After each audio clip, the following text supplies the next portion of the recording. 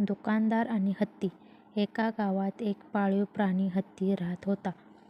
सर्व गावकरी त्या पाळलेल्या हत्तीची काळजी घेत व त्याला खाऊ घालत असत. सर्व गावकऱ्यांचा तो हत्ती लाडका होता आणि सर्व गावकरी त्याला जीव लावत असे. हत्ती रोज सकाळी गावातील मंदिरात जात असे. रोज मंदिरात जाताना तो हत्ती एका फुलाच्या दुकानात थांबत असे. दुकानदार रोज फुले त्या हत्तीच्या सोंडेत देत असे. हत्ती तो फुले सोंडेत घेऊन मिरवत मिरवत नेऊन मंदिरात जाऊन देवाच्या चरणी वाहत असे.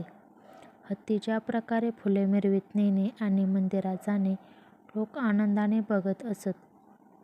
लोक हत्तीचे कौतुक करत असे. हत्तीची श्रद्धा हा सर्व गावकऱ्यांच्या कौतुकाचा विषय झाला होता. एके दिवशी दुकानदार अत्यंत निराश अवस्थेत दुकानात बसला होता. रोजच्या सवयीप्रमाणे हत्ती दुकानात आला. निराश दुकानदाराने हत्तीला फुले देण्याऐवजी त्याच्या सोंडीला सुई टोचवली.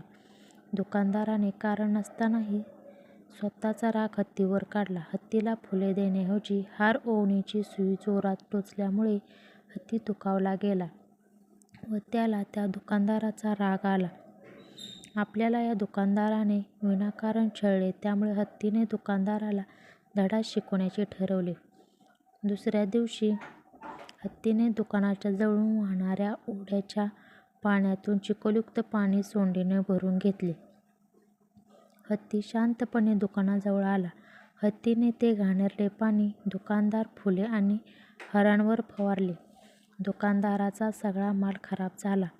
त्याला स्वतःची चूक कळून आली. मात्र त्यासाठी त्याला मोठी किंमत मोजावी लागली. तात्पर्य